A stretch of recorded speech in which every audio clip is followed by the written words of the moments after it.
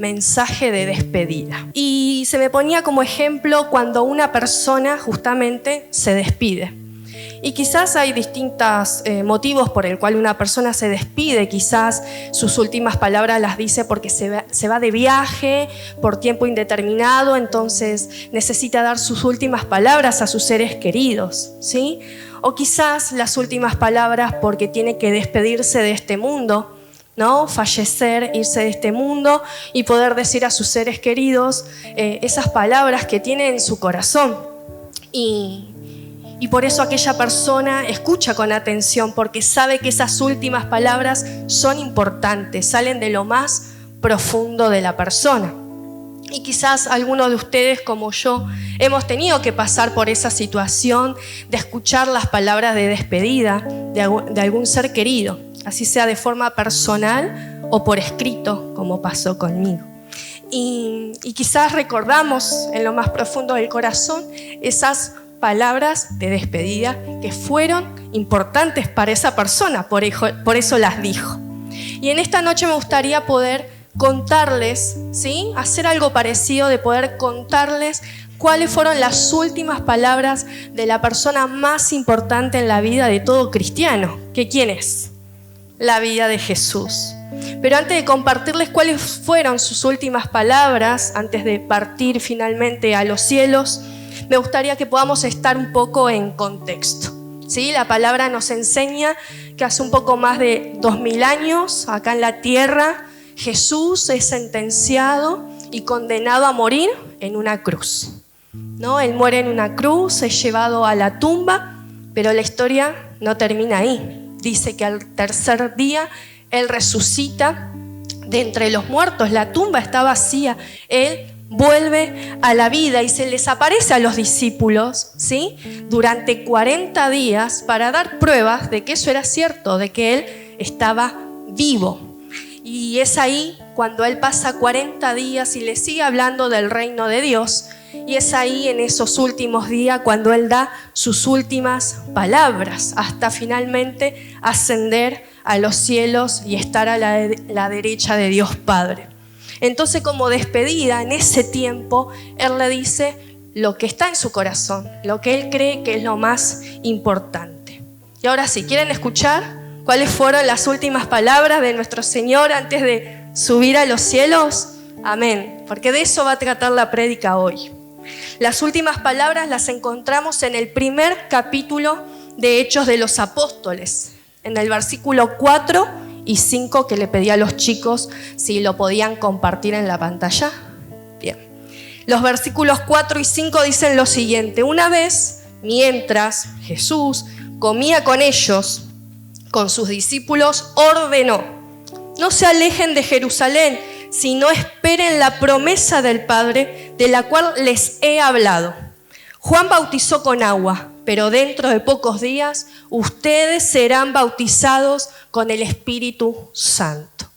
Y estas últimas palabras también las encontramos en el Evangelio de Lucas, capítulo 24, versículo 49, que dice: voy a enviarles lo que ha prometido mi Padre, pero ustedes quédense en la ciudad de Jerusalén, hasta que sean revestidos, o sea, vestidos nuevamente del poder de lo alto.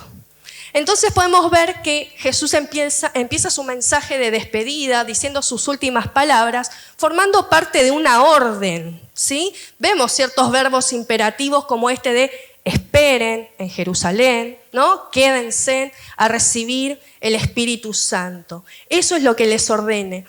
Lo que les ordena: quédense en la ciudad de Jerusalén y esperen a recibir, ¿no?, la promesa del Padre, el regalo del Espíritu Santo. Y puede ser un poco raro esto, escuchar de que Jesús les ordena, les da una orden de que esperen a recibir un regalo, a recibir el regalo del Espíritu Santo, porque cualquier persona le gusta recibir regalos, ¿o no? No es necesario que alguien nos ordene y nos diga: toma este regalo que te estoy dando, ¿o no?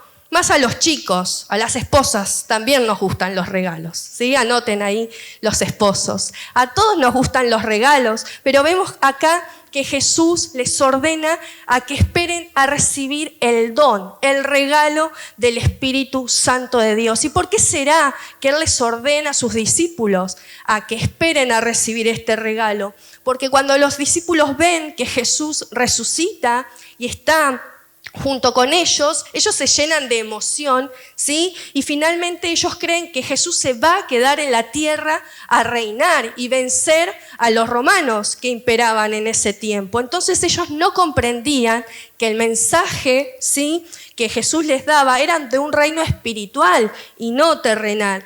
Y por lo tanto, ellos iban a ser perseguidos durante toda su vida. Ellos no eran conscientes, ¿sí?, de que iban a tener demasiados enemigos, de que iban a ser llamados mentirosos, de que iban a ser arrestados, de que iban a ser abandonados por sus seres queridos, de que iban a ser perseguidos, de que iban a perder sus casas, sus posesiones, golpeados, incluso iban a recibir la muerte, ¿sí? Entonces, se venía una guerra espiritual fuerte, de la cual ellos todavía no eran muy conscientes, y ellos iban a necesitar el poder, como leíamos en Lucas, de lo alto, el poder del Espíritu Santo para poder vencer esos días malos que se venían, ¿sí?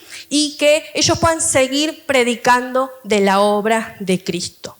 Y lo mismo sucede con nosotros, hermanos. El Señor quiere que cuanto más se levanta el enemigo, ¿no?, en contra de nuestras vidas, más poder de lo alto vamos a necesitar para poder serle fieles al Señor hasta el fin de nuestros días. ¿Cuántos dicen amén? ¿Cuántos quieren serle fiel al Señor hasta lo último? Entonces el Señor nos ordena a poder recibir, ¿no?, el regalo del Padre, que es el Espíritu Santo. Entonces por eso les ordena esto a sus discípulos. ¿Y qué cuenta la Biblia? Aquellos que son estudiosos de la palabra, que ellos finalmente acatan la orden del Señor Jesús, ellos esperan finalmente recibir el regalo del Espíritu Santo. Amén. La palabra cuenta que los discípulos estuvieron 40 días con Jesús, ¿no?, hasta que Él asciende a los cielos, y durante 10 días ellos esperan, ¿no?, el bautismo del Espíritu Santo. Por eso Pentecostés significa 50. En total sucedieron 50 días entre que estuvieron con Jesús y que esperaron el Espíritu Santo. Ellos estaban celebrando la fiesta de la cosecha y cómo el Señor eligió ese mismo día para que recibieran la cosecha espiritual, que era el Espíritu Santo. Y eso cuenta en Hechos capítulo 2, ¿no?, de cómo, que no lo vamos a leer, que cómo el Señor derramó de su Espíritu Santo y todas las personas ahí presentes lo recibieron y corrían ríos de agua viva en abundancia como cosecha espiritual. Pero sigamos retomando no ese tiempo en el que finalmente ellos acataron la orden de Jesús, sino lo que pasó antes, es lo que yo quiero resaltar, ¿no? Estas últimas palabras de Jesús que nos empieza diciéndolos a los discípulos y por ende a nosotros, esto de que esperen en Jerusalén para recibir el regalo de Dios Padre, que era el Espíritu Santo.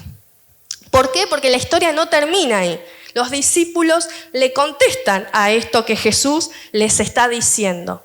Y lo podemos encontrar, seguimos en el capítulo 1 de Hechos, pero ahora el versículo 6, que dice lo siguiente.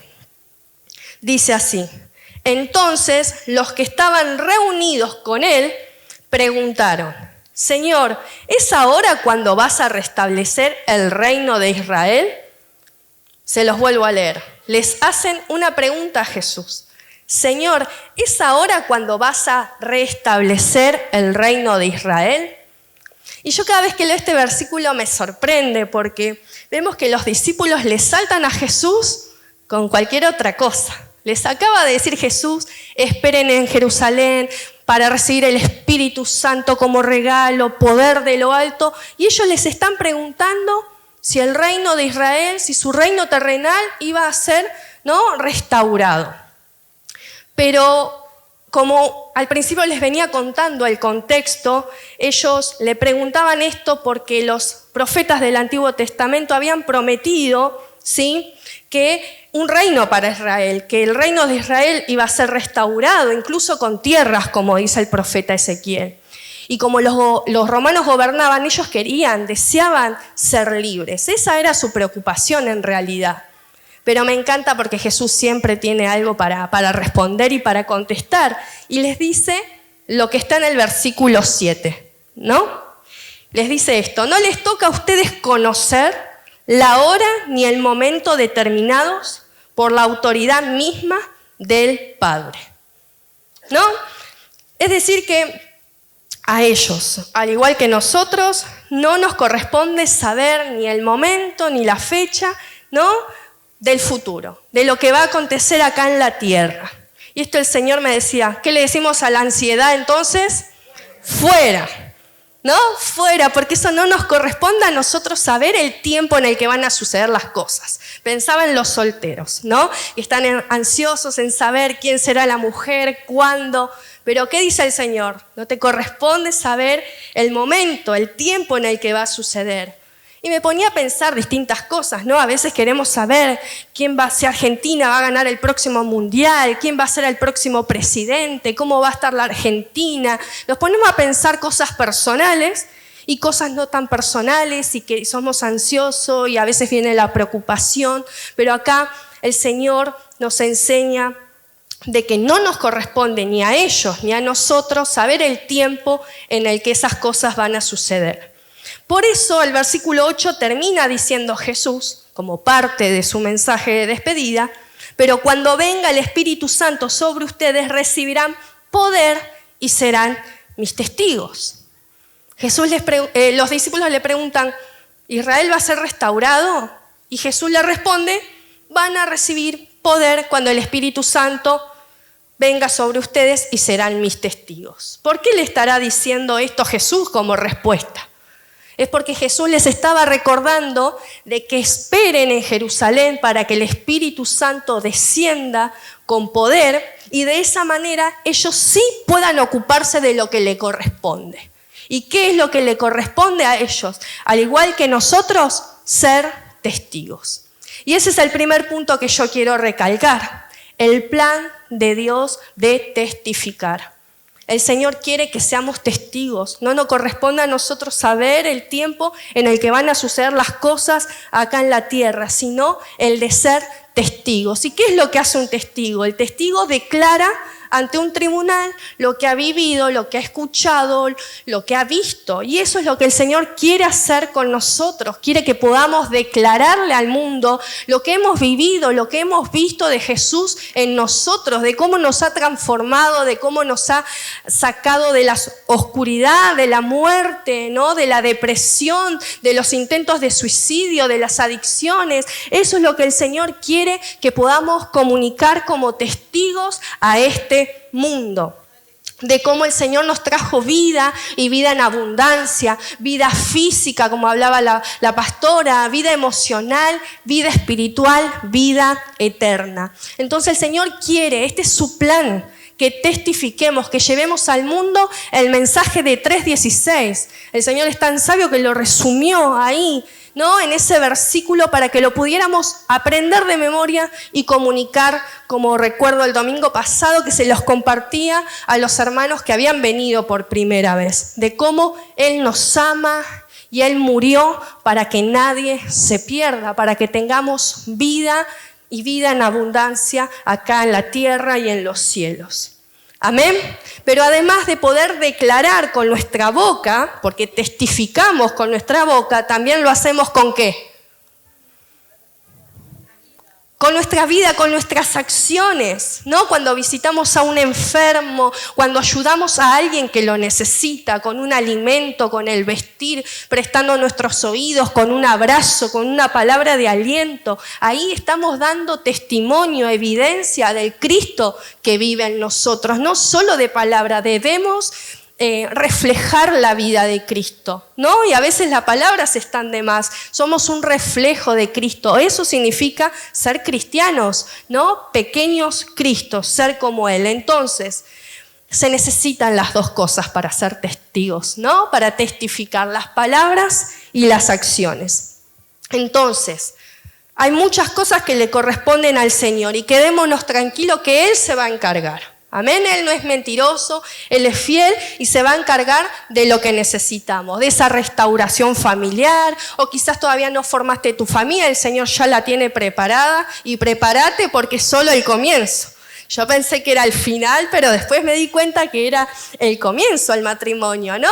De una tarea difícil, pero no imposible, porque el Señor está con nosotros. El Señor se va a encargar también de nuestra economía, como compartía las pastoras, de nuestra salud. Él se va a encargar. Él nos hará justicia cuando crea el Señor conveniente. ¿Amén? ¿Cuántos lo creen? Por lo tanto, nosotros hagamos lo que nos corresponde. ¿Sí? Nuestra responsabilidad, que es el de testificar de Cristo. Ese es el primer punto en las últimas palabras de Jesús. El trabajo principal de la iglesia es decirle a la gente que Jesucristo es el único Señor y Salvador, que Él es el camino, la verdad y la vida. Está bien cantar en la alabanza, está bien danzar, está bien estar en el roperito, estar de ujier, cualquier de estas cosas que estoy nombrando está bien, hay que hacerlo, pero son solo un medio para cumplir con la tarea que nos corresponde, que es testificar de Cristo. Amén. Ese es el trabajo principal de la iglesia. ¿Cuántos van a testificar del Señor como nunca antes? A partir de ahora, porque el Señor, si nos da esta palabra, es porque Él quiere más. No digo que no lo estemos haciendo, pero el Señor quiere más. Amén. Ese es su plan. Segundo punto, en las últimas palabras que el Señor le dejó a sus discípulos, y nosotros somos discípulos, a la hora de despedirse, nos habla del poder para testificar. Por eso en el versículo 8 decía: cuando venga el Espíritu Santo sobre ustedes, recibirán poder y serán mis testigos. La importancia del poder. No alcanza con solo desear ser un buen testigo fiel de Jesús. Necesitamos el poder de lo alto, el poder de Dios que nos capacita para poder dar testimonio a la gente que vive y piensa de una manera diferente a la nuestra. Amén. El Espíritu Santo nos brinda las herramientas que necesitamos para ganar vidas para Cristo, porque no somos nosotros, es Dios en nosotros, y el poder de Él nos capacita, ¿no? En mente, alma, cuerpo, espíritu. Él nos da las herramientas, la sabiduría, ¿no? Para poder atacar, ¿no? Para poder contraatacar a huestes de maldad. Y esto, como sucedió en Hechos 2, que no lo vamos a ver, ¿no? Que cuenta esto de cómo los discípulos recibieron el Espíritu Santo de Dios y que empezaron a hablar en lenguas que nunca habían aprendido. Esa es evidencia de que el Espíritu Santo descendió de su poder para capacitarlos en idiomas, ¿sí? Que ellos no conocían. El Señor, el Espíritu Santo los capacitaba para empezar a predicar a otras naciones y poder cumplir con el propósito de testificar. Amén. Y así lo mismo quiere hacer el Señor con nosotros, quiere revestirnos. Ya estamos vestidos del Espíritu Santo de Dios, el Espíritu Santo mora en nosotros, pero es una porción. El Señor quiere llenarnos, quiere revestirnos nuevamente de su Santo Espíritu para la obra de testificar de Cristo. ¿Cuántos le dicen amén? Amén a su capacitación. Entonces no alcanza con haber recibido a Jesús como Señor y Salvador. Eso está bien, es importante, hay que hacerlo. El Espíritu Santo mora en nosotros, pero es solo una porción. Para servir testificando de su nombre necesitamos ser llenos del Espíritu Santo para la obra del Señor. Así que decirle al que tenés al lado: llená el tanque. No le digas tanque, decirle: llená el tanque. El tanque, llenémonos del combustible del Espíritu Santo para poner primera, segunda, tercera y poder servirle al Señor con todo el poder de lo alto. Amén. Amén. Como tercer punto, en sus últimas palabras nos habla en qué lugar testificar. Por eso el versículo 8, ¿no? Que ahí lo van a poner los chicos, ahí está puesto, dice lo siguiente: que serán mis testigos tanto en Jerusalén como en toda Judea y en Samaria y hasta los confines de la tierra, hasta lo último de la tierra. Y esto es así porque las personas que dieron testimonio de Jesucristo, ¿no?, lo hicieron a sus comienzos en Jerusalén. En Jerusalén comenzó todo. Y esto lo podemos ver en el libro de los Hechos del capítulo 1 al 7, ¿no?, de cómo el testimonio de Jesús comenzó en Jerusalén. Segundo, el testimonio de Jesús se esparce, cuenta la palabra, en las regiones de Judea, de Samaria, por toda Palestina. Esto está en los capítulos del 8 al 12, ¿no? Porque ¿cuántos van a seguir leyendo el libro de los Hechos? No se van a quedar con los primeros versículos del primer capítulo. Y tercero, dice que se esparció por todo el mundo romano. Esto está de los capítulos del 13 al 28. Pero esto es solo una historia resumida que escribe Lucas, el autor del libro de los Hechos, porque en realidad se esparció por todos los lugares, ¿no? Por todas direcciones el testimonio de Jesús. Pero lo que en realidad nos está enseñando este pasaje bíblico es que debemos ser testigos en nuestra propia Jerusalén, en nuestro propio lugar más cercano, que es el lugar donde vivimos. Amén. Así que decirle al que tenés al lado, empezá por casa. Empezá por casa. Porque tenemos que ser testigos en ese lugar donde estamos, con los nuestros, con los cercanos. Porque hay muchas personas en nuestra familia, ¿o no?, que todavía no conocen de Cristo. Y no solo la familia. ¿Quién está después de la familia ahí cercano a nosotros? La suegra forma parte de la familia. Aunque no quieran, forma parte de la familia, ¿sí? Pero son los vecinos, el barrio, ¿no? El barrio, la familia, el barrio son los más cercanos, es nuestra propia Jerusalén. Y yo la verdad que le doy gracias al Señor por la Jerusalén que Él me ha puesto en el lugar donde estoy, ahí viviendo en 1:90. Podemos ver cómo el Señor está obrando con mis vecinitos, ¿no? Que muchos están conociendo a mis vecinitos. Hay un grupo de chicos, de niños y preadolescentes que tienen hambre y sed de Dios. Y ellos en casa hacemos célula, nos reunimos con ellos, les compartimos palabra y ellos adoran al Señor. Y cómo son valientes, porque a pesar del frío ellos vienen igual, y son valientes porque en casa tenemos un espacio chiquito, estamos trabajando con Santi, con mi esposo, pero también allá con Vane, con Cari Zapata, porque hay un grupo de chicos para trabajar y tenemos un espacio chico, pero gracias a Dios nos pudimos organizar porque ellos vienen, porque ellos quieren de Dios. Y esa es nuestra Jerusalén, ¿no? Y en la que estamos trabajando también con célula de mujeres, que oramos para que puedan ellas perseverar, porque sabemos que el enemigo viene a atacar, pero es importante y yo declaro que ese barrio va a ser para Cristo. Amén. Por eso estamos orando también. Amén. No solo para que las mujeres perseveren, sino también para que se abra célula de hombres. Amén, en ese barrio. La verdad que damos gracias a Dios porque vemos los frutos en Ludmi, que muchos conocen, ¿no? De cómo recibe del Señor en célula y ya le está sirviendo a Él.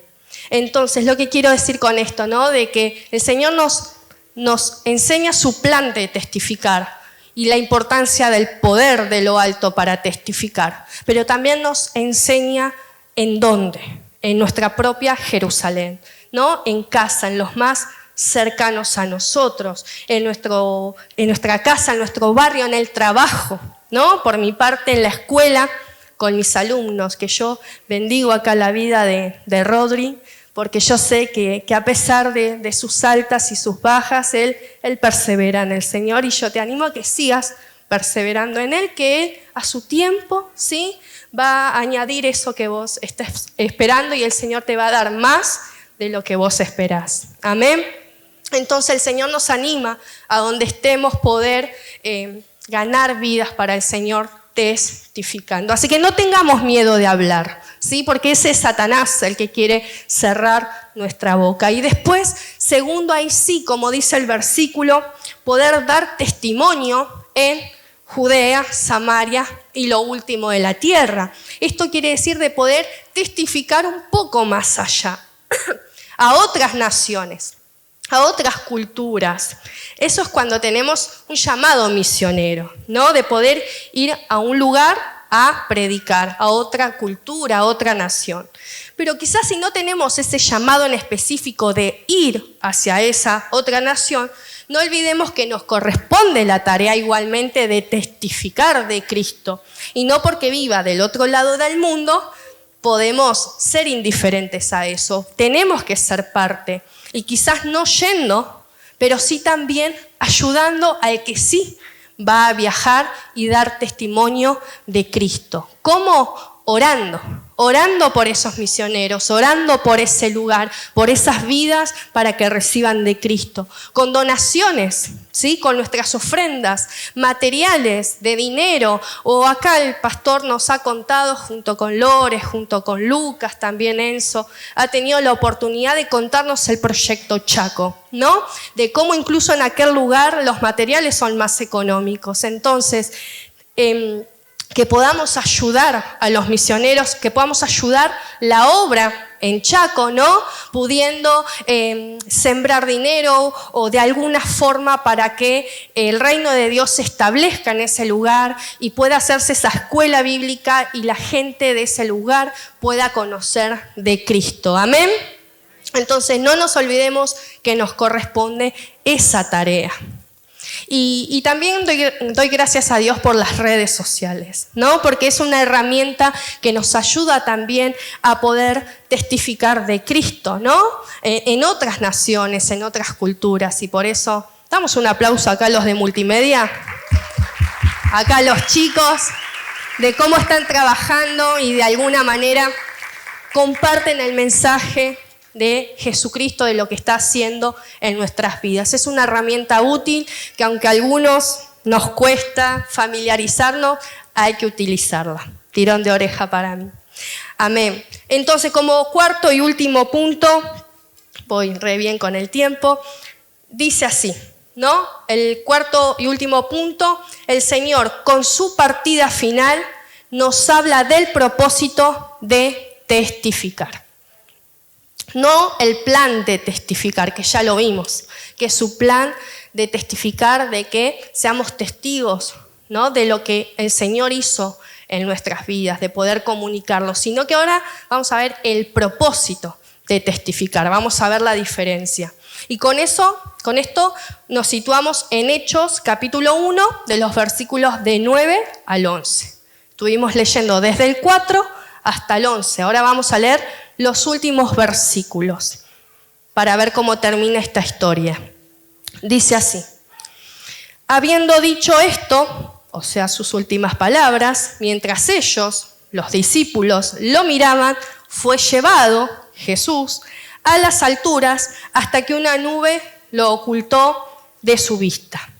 Ellos se quedaron mirando fijamente al cielo mientras él se alejaba. De repente se les acercaron dos hombres vestidos de blanco que les dijeron: Galileos, ¿qué hacen aquí mirando el cielo? Este mismo Jesús que ha sido llevado de entre ustedes al cielo vendrá otra vez de la misma manera que lo han visto. Vuelvo a leer el último versículo. Este mismo Jesús que ha sido llevado de entre ustedes al cielo vendrá otra vez de la misma manera que lo han visto irse. Amén. Vemos cómo esta historia termina en que aparecen dos ángeles que les dan un mensaje importante a los discípulos cuando Jesús finalmente asciende a los cielos. Y es que así como Jesús se estaba yendo, Él iba a volver. Y por eso, antes de su regreso, era importante que el Espíritu Santo descienda dando poder de lo alto a los discípulos, a nosotros, para que podamos de esa manera hablarle al mundo de Jesucristo y poder encontrarse esas personas con el Señor cuando vuelva y podamos juntamente todos poder gobernar junto con Cristo acá en la tierra por toda la eternidad. Amén.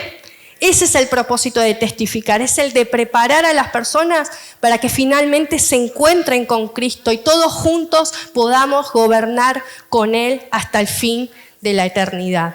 Amén. Hay un último versículo que les quiero leer, que está en Mateo, capítulo 24, versículo 46, que me gusta mucho. Dice: dichoso el siervo cuando su Señor, al regresar, lo encuentre cumpliendo con su deber. ¿Y cuál es nuestro deber? ¿Qué es lo que nos corresponde entonces a nosotros? ¿Saber el futuro de lo que va a acontecer acá en la tierra, en nuestra vida, en nuestra Argentina? No. ¿Cuál es nuestro deber? Testificar de Cristo. Qué lindo que sería que el Señor nos encuentre hasta el último minuto de nuestras vidas testificando de Cristo, contando lo que Él ha hecho en nosotros.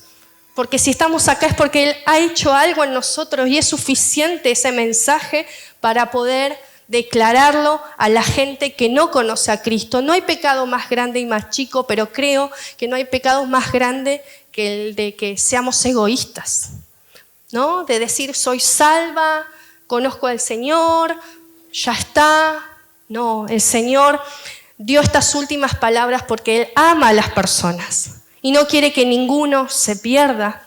Y cuenta con vos, hermano, y cuenta conmigo para que podamos cumplir con su plan. Pero no nos dejó solos, nos dio el poder del Espíritu Santo que nos capacita y nos da la herramienta para ganar vidas para Cristo. ¿Cuántos dicen amén? Amén.